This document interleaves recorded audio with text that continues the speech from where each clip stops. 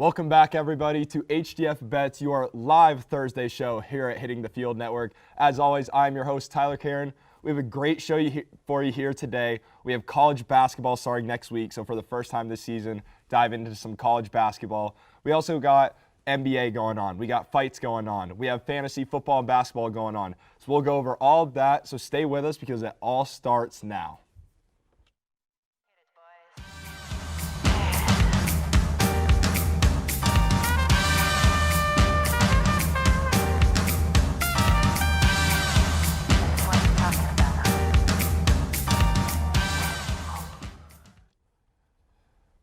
Welcome back, everybody. Joining me, as always, is co-host Johan Blanco and a special guest here today. Unfortunately, Riley Shepard is sick this week, so we had to bring on Weluka Costa, first time as a co-host on HTF Bets. Luka, how's it feel to be on the big stage here at HTF Bets? Listen, I said I was going to be here, and now look at me, I'm here. Hey, shout out to the guys at Revamp Barbershop for the haircut and getting me right. So thank you for having me here. And again, Riley, feel better. We're so sorry that you feel sick. And now we get to talk about your terrible picks, and you can't even come back. So we're going to take some cheap shots today. But it has been 213 days since college basketball was last played.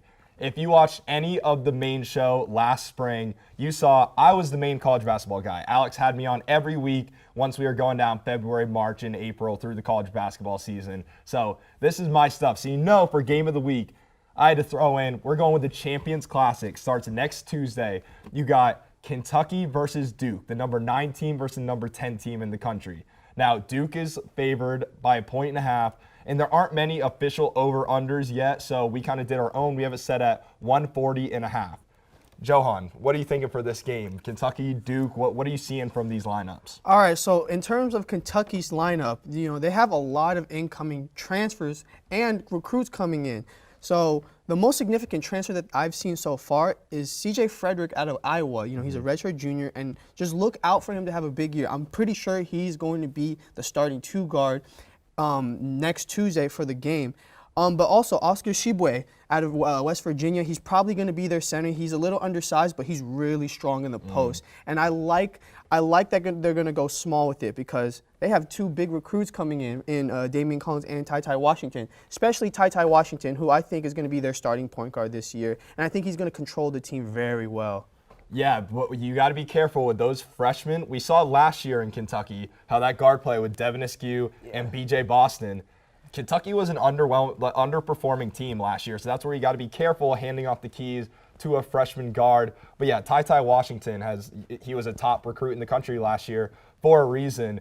But I think Duke here, they had a really down year last year. That was not the Duke Blue Devils we were used to seeing. And, I mean, neither was Kentucky. These 2 Blue Bloods, they really underperformed. But for Duke going in, Jeremy Roach is coming back. You got Wendell Carter Jr. I want to talk about him for a second. He is going to be the ACC Breakout Player of the Year. He's coming into his junior year. He was a top 25 recruit coming out of high school. Kind of underperformed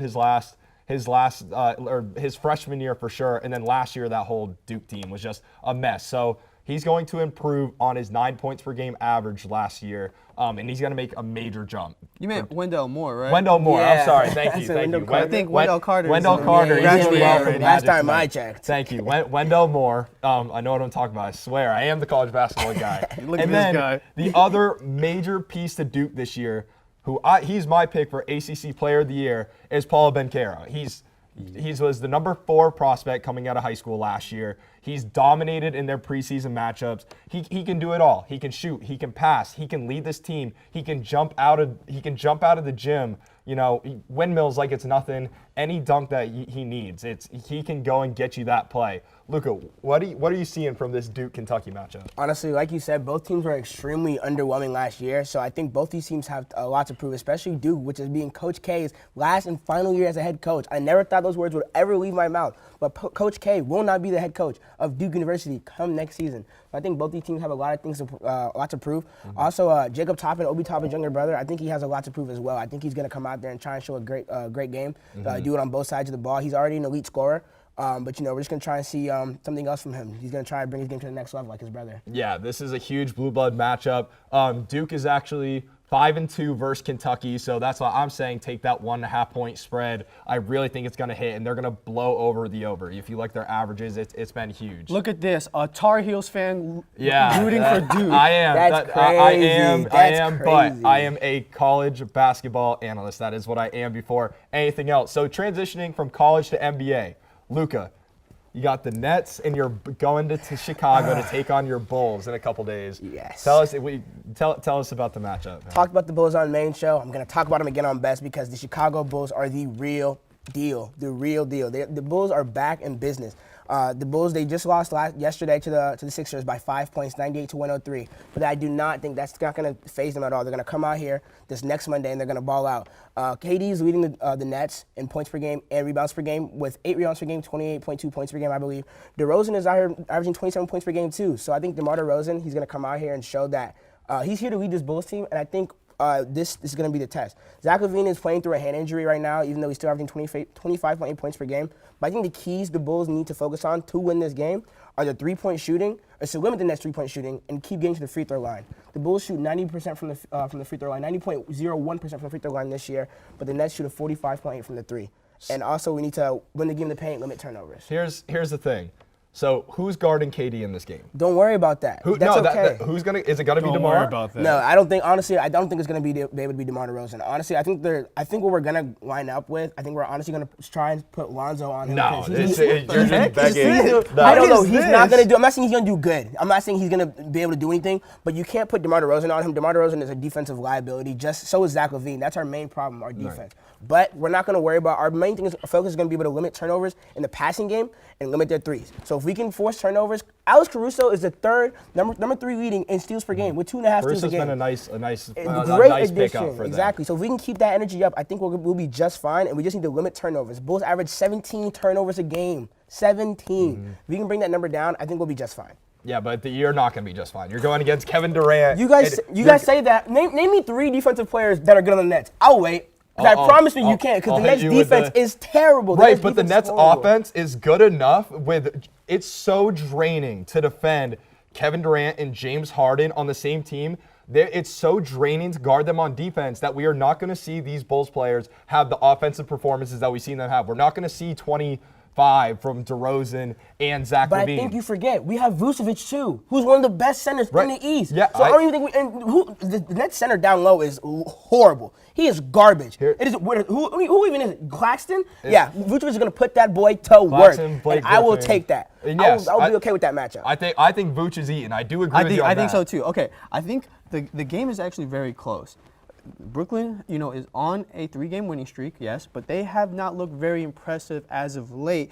And the one thing that the Bulls do have over Brooklyn is depth. Exactly. I've said it before. Thank you. You always want to disagree with me on this, but bench wins the championship. If you have a deep bench, we're not talking about a championship. We're talking about a game. We're talking about the ninth game of the season. The ninth game of the season is part of the Bulls are going to win. The Bulls are going to win this one just because. Listen, they're not impressive, and the starting 5 has meshed surprisingly very well.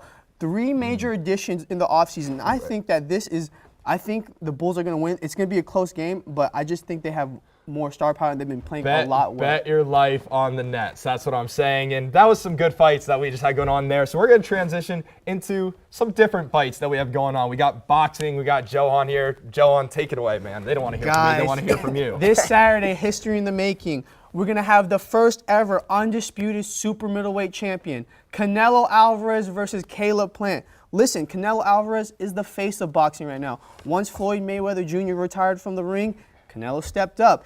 And this past year, in a calendar year, he is fighting his 4th fight. And not only that, but if he wins this fight, Canelo Alvarez will have won 4 titles in a calendar year in the same weight division. That is history in the making. He could become the first ever super middleweight undisputed champion. You know how hard it is to win 1 belt in boxing? Because there's 4 sanctioning bodies. He's going to win all 4 belts. But let's not disrespect Caleb Plant. That's what I want to talk about. It's a minus 1,000 spread. And that's straight disrespectful. That is straight disrespectful to the IBF champion Caleb Plant because he is undefeated and he is a really good boxer. He is a sneaky link. And what I mean by that is that he is just very tactical. He is very calculated. He slips and evades punches very easily. He's a very defensive fighter, and he has a style that gives Canelo trouble. We've seen it with Erislandy Lara. We've seen it with Floyd Mayweather. We've even seen it with Daniel Jacobs. Whenever guys are able to establish a jab and keep a distance from Canelo, that's what gives him trouble. But let's be honest, this is the best version of Canelo by far in his career, and I don't think anyone is beating him at this stage. Johan, let me ask you this. Do you think the scuffle between those two is going to drive Caleb that much more? I think it's going to drive Canelo much more because he actually got emotionally invested. Canelo is usually not invested. I think this could be a little bit more personal. It could affect him. That's where this becomes personal, which is very scary going against Canelo. That's all the time that we have for segment 1. Stick with us. We're going to have fantasy basketball and fantasy football, and Johan's probably going to say some dumb stuff about who you should pick up in fantasy basketball. So stay with us. That's coming up.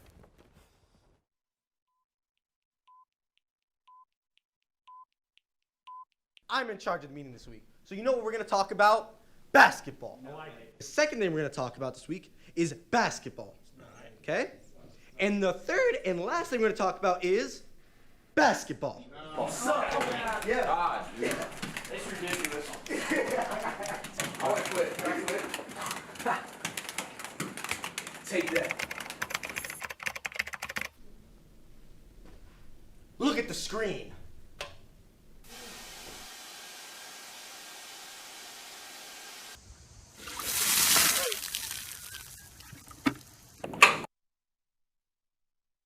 What are we talking about this week?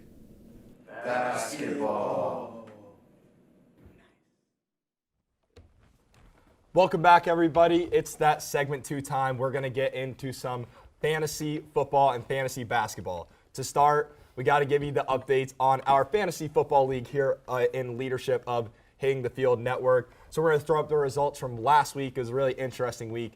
I suffered a loss to Kayla. I benched AJ Brown, and that was the difference maker. So that's on me. Won't happen again. So here are the matchups. We had Johnny Jackson defeating Ross 139-100. Ross has really been slipping this season. He's barely hitting 3 digits every week. Pretty much a non-factor in the league at this point. As I said, I lost to Kayla. If I would have started AJ Brown, that would have been the difference maker. Kyle DeWitt and Alex, that matchup was just, we'll just forget about that one. 92-66, one of the worst matchups I've seen all season. Riley got a win. Good job, Riley. You picked up, maybe you should stay home and you'll keep winning games. So Riley picked it up over Hannah Joe. And then Johan, 107. Not a great performance, Johan, but you did slip by Austin. So transitioning from football to basketball, let's see if you can keep that victory going. Who are 5 guys that we need to pick up this week? Thanks, Tyler. I just want to let you know that I'm undefeated in fantasy basketball, so you should take my word with everything, not with a grain of salt, but with a handful.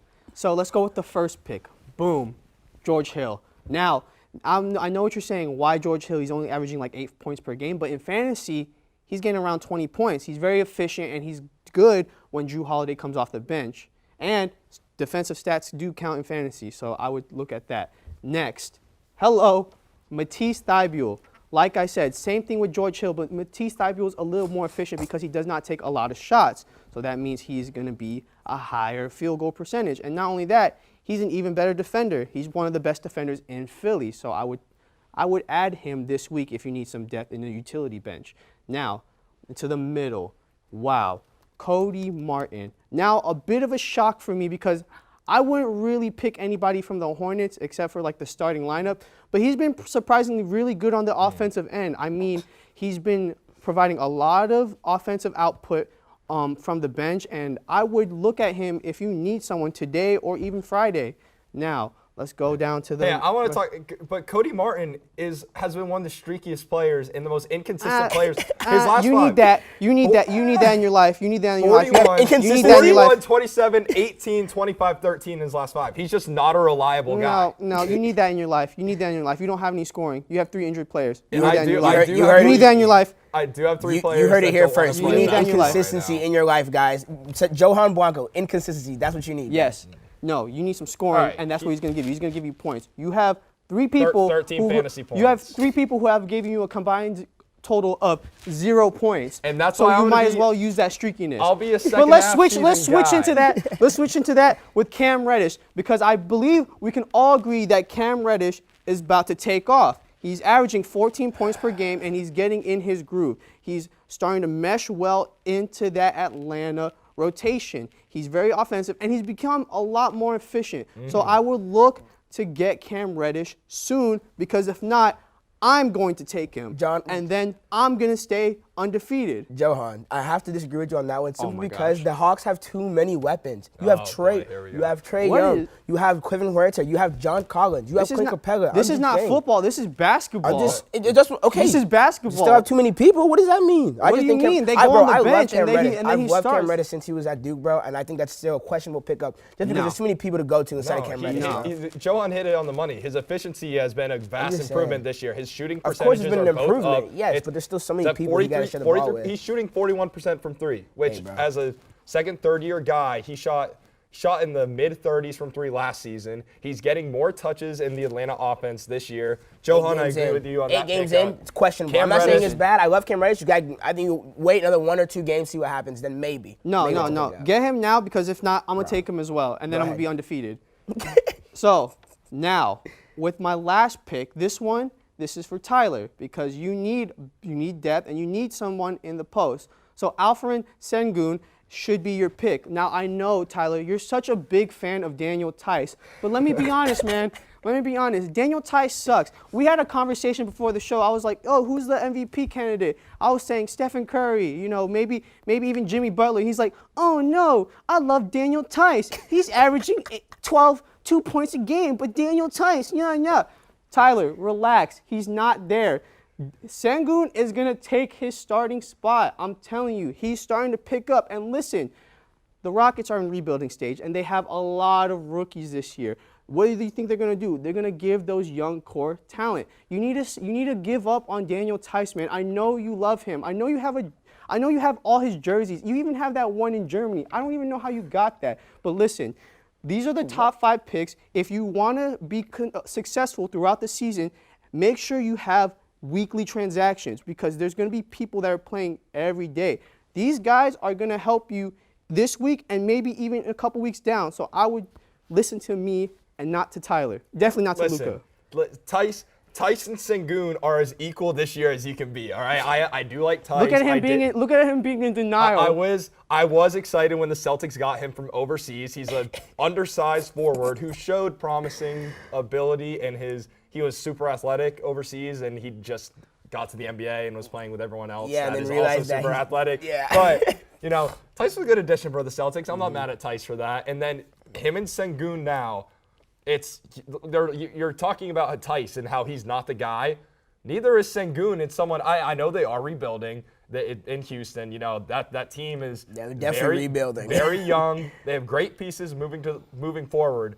But Sengun and Tice are interchangeable. They're both averaging about 20 points in fantasy. So I wouldn't choose one vastly over the other. Well, here's another thing. Tice has had injury problems. He's day-to-day right now, so I would pick Sengun. In the meantime, dude, I know you want to go for Tice, dude. I know you love Tice. You need to let it go, man. Right. Okay. Let it go. All right. You need to let it go. I'll let Tice go and show you these week 2 match results from last week in fantasy basketball. I found my groove versus Johnny Jackson. Yes, I do have Kyrie, Ben Simmons, and Zion still all on my team. However, I'm holding on to him for a little bit, and I'm picking up the dubs. So I'm going to keep doing my thing. Kyle went crazy, and he's going crazy again this week. Yeah. He beat the defending champ Ross, who is now 0-2 on the season, I believe. Johan had a decent week, pretty well, beating my man Luka right So, here. Luka, you should definitely listen to me. No, I definitely should not, because my team is the best. We're not going to talk about it. We're not going to get into that one, but we just got unlucky. I have Klay Thompson and Siakam on the bench, bro. I'm in the same position as Tyler. See, second half of the year guys right here. We're looking forward to the playoffs. Marathon, not a sprint, baby. Yeah. Grant Wheeler said it himself. Cliff picked up the victory over Hannah Joe. Austin picked up the victory over Kayla. And Riley, our sick man from Tyler, home. this is your second mistake today. You're an idiot, man. Cliff is the defending champion. Well, yeah, he is. Oh, well, someone told me. We need a new host. Someone told me Ross.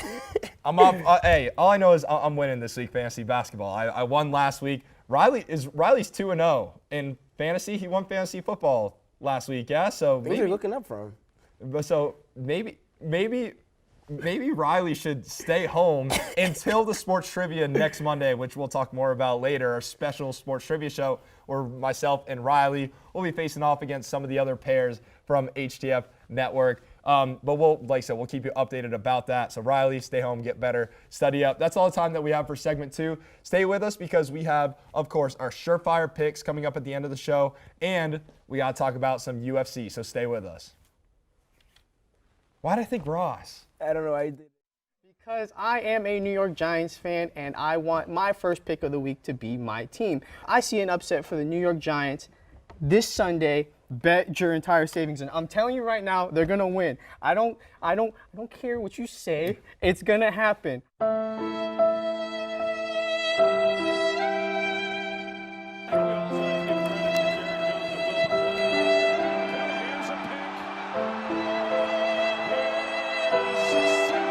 I'm going to go Yankees 4-1. I think Garrett Cole's going to give them 7 shutout. It's Garrett Cole. I trust him in this type of situation. 2-1 pitch. The Yankees lost to Boston in the wild card game, and I told Johnny if my boys lose, I'd come on the show in this. I have to go with the Raiders, I think, for this one. I don't see them losing.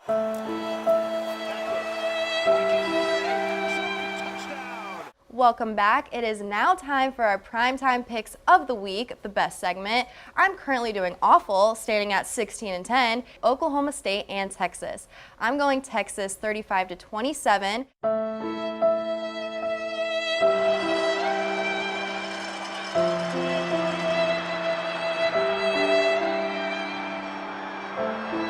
UCF keeps the 30 points per game streak alive. I'm going to go 35-10.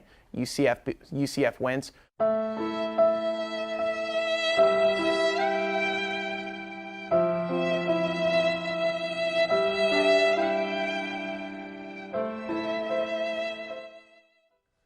Welcome back, everybody. I tried to keep Johan as far away from me as possible after calling me an idiot right there. He found his way back over to the desk, and rightfully so, because unfortunately this is not my expertise to start off this segment. It's Johan's. We got UFC 268 coming up this Saturday. Johan, let's start off with the main event. KAMARU Usman versus Colby Covington. Usman comes in as a 305 favorite, Covington at a plus 240. This is the second time that these two fighters will fight. The first time was an instant classic at UFC 245, so I'm really excited for this matchup. I think that the thing about this matchup that really interested me is that, you know, the first matchup was super close. Like, the judges had wide scorecards for each round. So one had it favored for Covington 3-1. One had it 2-2, and the other one had it 3-1 for Usman. So it's a very close fight, and they have very similar fighting style. Listen, KAMARU Usman really relies on his wrestling, but ever since he went to Trevor Whitman, his striking has gotten so much better. Let's just look at the knockout he did to Jorge Masvidal in May. Like, he knocked his lights out. And Colby Covington is the exact same way. He doesn't. His wrestling game is so good that it opens up his striking. Colby Covington is a high-pressure fighter, and when he throws his strikes, he throws it with high level of volume. The only thing is, I have KAMARU Usman in this one, and the only reason why I have it is activity. KAMARU Usman, since their fight, has fought Jorge Masvidal, Gilbert Burns, and Jorge Masvidal again. He's fought 3 times in that time. Colby has only fought once since then. And the thing is, activity is the biggest thing in the UFC, or in fighting in general. You have to have momentum, you have to have a groove. So if you're not active as much as possible, how are you going to be able to, you know, succeed in the highest level, in the highest profile fights? But it's still going to be a close one. I think the stylistic matchup from the first is going to be very different, because I think they're going to utilize their wrestling in this one. Well, yeah, I think so. I don't think it's either going to be, I think, by submission, or it's going to be on a decision. Is kind of how I'm seeing it, because there were reports of Covington coming out of that last fight versus Usman with a broken jaw. They had the X-rays where his jaw was cracked. Covington denied it, said it was a fluke, but there were reports of that, and he survived almost the entire fight in the ring with Usman. So I think that this fight, just to base off the toughness of Covington, it's going to come down to a very close decision like it was. It's going to be either a decision or it's going to be a stoppage. It wasn't a decision last time. It was a TKO in the 5th round. when the fight was almost over. Right, that's what I'm saying. He survived almost a full 5 rounds. Yeah, he basically made it the whole way through. But I want to talk about another fight, man. We have Rose Namajunas versus Zhang WEILI 2. Another rematch, and this one is for the UFC Women's Strawweight title. Now, this fight we didn't get to see much of because Namajunas knocked out Zhang WEILI with a head kick in the first round. I think in like the first minute and a half. I'm very excited to see what happens. What is going to happen when we go to an extended period of time, because on paper, they're very evenly matched. They both have very creative striking. They put the pressure on each other. So I just want to see what we can see if this goes past the first round. Right, yeah, and I mean, you said it's very close. The spread reflects it. Namajunas comes in at a -115. She is the favorite, but WEILI is right behind her at a 105. So that's going to be a very close fight there. And the last one we're going to talk about here for UFC, Justin Gaethje versus Michael Chandler. Gaethje comes in at a -180, Chandler at a +155. What gives Gaethje the advantage in this fight? He has the power. He has the striking advantage. This is a UFC title eliminator. I think that this fight is going to be, you know, this is not going the distance, but Justin Gaethje is going to stop Michael Chandler. Michael Chandler has a questionable chin. We saw it against Charles Oliveira. And I think that this one's going to be an exciting matchup. But Justin Gaethje has the stand-up game, and he has an amazing wrestling defense. He was a collegiate, and he's a Division I NCAA wrestler. I think he's going to, and Michael Chandler's strength is wrestling. I think he's going to neutralize that. So I have Justin Gaethje stopping Michael Chandler in the second round. Well, that's why with the submission, that's what I really find interesting with Chandler. Does he have the shot of getting in there early? We saw at UFC 262 in the first round, he almost got Charles Oliveira, who ended up beating him in that fight. He had him close to submission in the first round. So is there a shot of him getting that position on Gaethje early in this fight? Well, he doesn't have a good submission game, not gonna lie. So he stopped him. He was about to stop him, but there was not gonna be a choke applied or anything like that. He has a chance to stop Justin Gaethje. Don't get me wrong, but I just think that he has the. I don't think he has the striking advantage, and Justin Gaethje's power is dangerous. He has one-punch knockout power. So if he's able to clip Michael Chandler, it's going to be a long night for him. So there it is, your UFC bets. We're going to go in now to the Surefire Bet of the Week.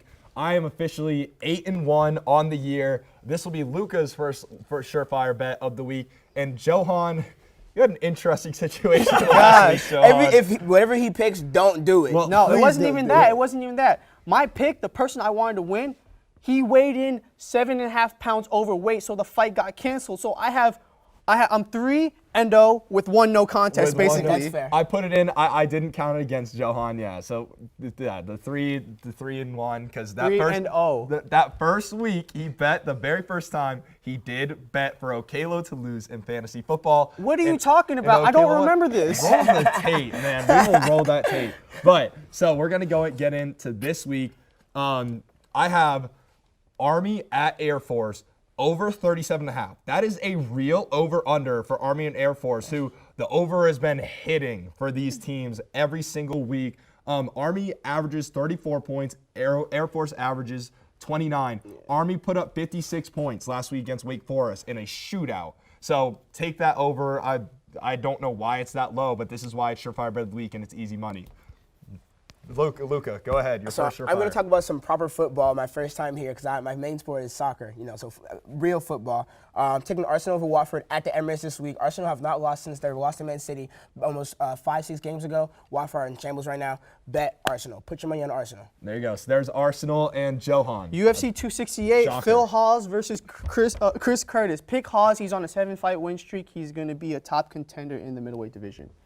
So there you go. The Surefire bets are locked. We'll see, does Luca start off 1-0 in his HTF Bets Surefire Pick of the Week career? Can Johan keep the hot streak rolling a little bit? You've been winning a lot lately, but then last week was just kind of a draw.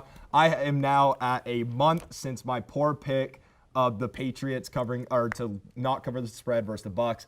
But that's all the time that we have for you on this show today. Stay tuned. Next Monday, we will have our HTFN trivia show. It's going to be a ton of fun. HTF Bets next week, we will not be having our show due to a holiday. So we will see you in 2 weeks right back here on Thursday at 12 o'clock. So we'll see you guys then. Have a great week. See ya. Yay! Things gon' change when I really hit the field. Undefeated chance, man, you know what's the deal. Tryna find a kid, I'm in the field doing drills. Boy, you just a sucker, you ain't never keep it real. 3 rings in my hand, I'm a warrior to the